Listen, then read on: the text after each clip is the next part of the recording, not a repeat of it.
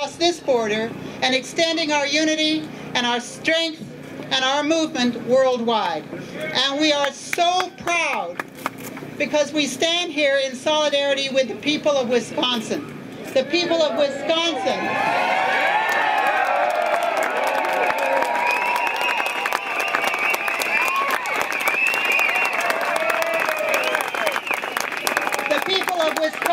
are speaking truth to power. They are saying no to Republican state governments that are attacking the rights of workers and attempting to cut public services. And they are joining with people across the United States, in Tennessee, in Ohio, in Idaho, in Indiana, in Florida. You can't even name the number of states that it's happening to, but we are joining together and we are uniting against that. We are one.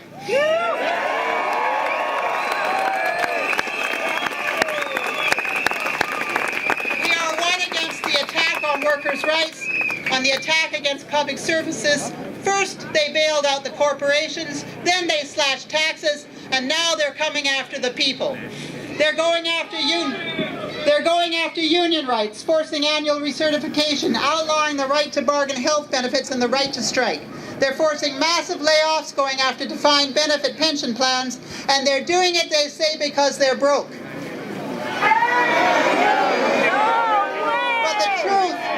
The truth right now is that the disparity between the rich and the poor is simply unconscionable. In Canada today, we have the greatest disparity that we've ever had since the 20s. In British Columbia, an incredibly wealthy province that can host the Olympic Games, we have the highest child poverty rate in the country.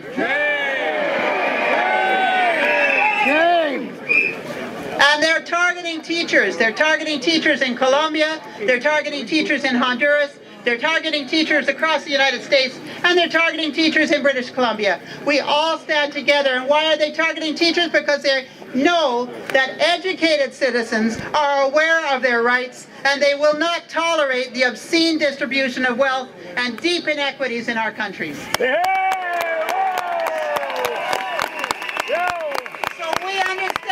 In Wisconsin, we understand it, and because it's our fight too. It's our fight for fundamental trade union rights. It's our fight for the right to organize and the right to bargain collectively, and it's our fight for democracy.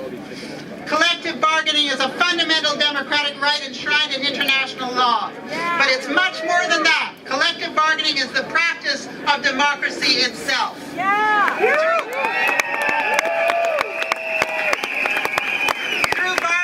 Union create the democratic space for workers to participate in shaping their working lives.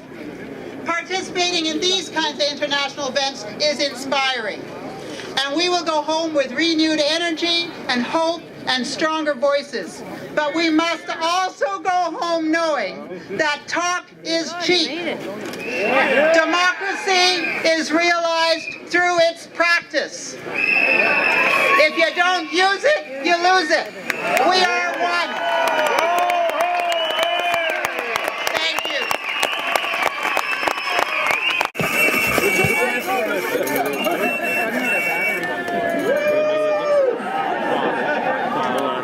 One more before we turn the stage over to many other wonderful speakers and representatives, and how delightful to see all of the signs. And for a living wage that can give us the American dream, a middle-class lifestyle. And we're told that we can't afford that right now because we're broke and we can't do business the way that we always have. I say to that, hell no!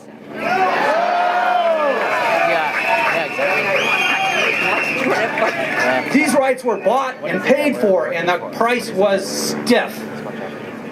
People that gave us these rights were beaten by company thugs. They were gassed. They were torn apart by police dogs. They lost their jobs. Many of them lost their lives so that we could live a better life than they did. And we're not going to give it back without a fight.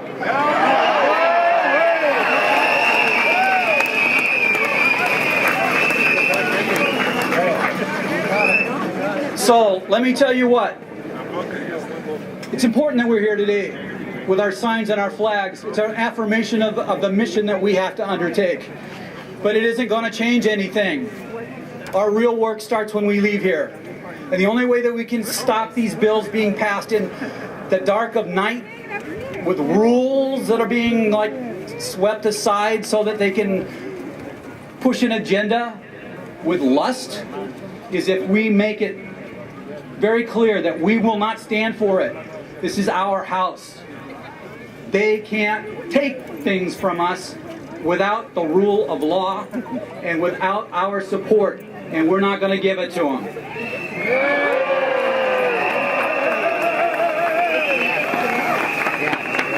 So we win it back at the ballot box. We win it back by picking up the phone and telling the people that are supposed to represent us how to do it.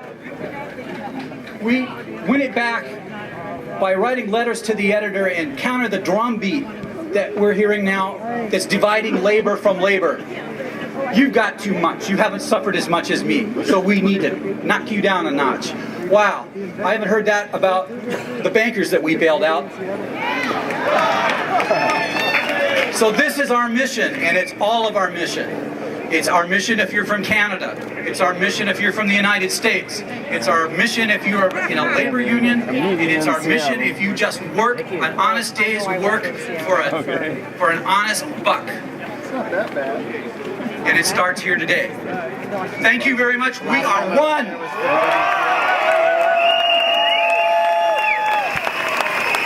A defining moment for the labor movement. We got a war's on. We got to reach deep down into our rank and file and get them out here with us in the days and weeks and months to follow. Corporate North America and bankers and their political allies have declared a war on working families, that declared a war on unions, that declared a war on poor and vulnerable people.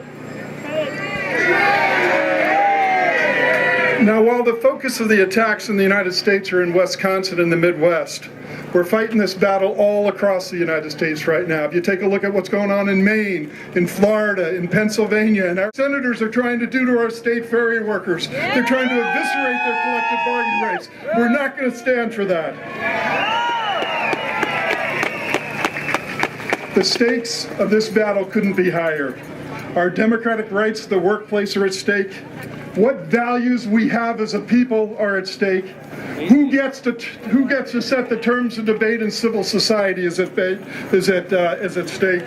Corporate interests won't be satisfied until they silence us, brothers and sisters.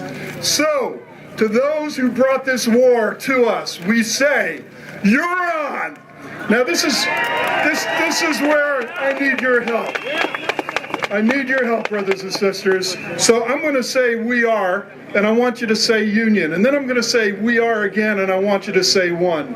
But I need for you to bring this up from your toes to the top of your head, all right? You ready? Remember, we're saying this to the bankers in corporate America. We are! Union!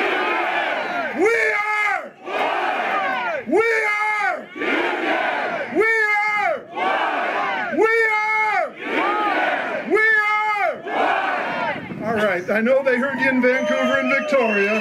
They heard you in Olympia and Salem. But this time I want them to hear you in Madison. We are! Union! We are! One! We are! One! We are! One! Oh, that was beautiful. Thank you. So look, corporate billionaires and bankers have brought both of our economies to their knees. Thank you. Rapacious greed on Wall Street turned our economy into a giant casino.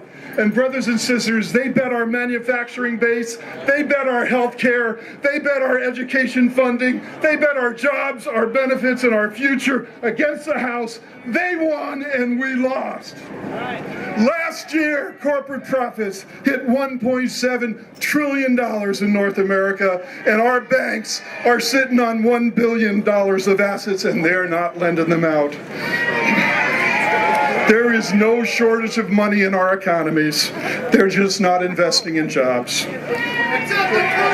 It's at the top. What we got as workers is we got staggering rates of unemployment, staggering rates of poverty, foreclosures and homelessness that's out the roof.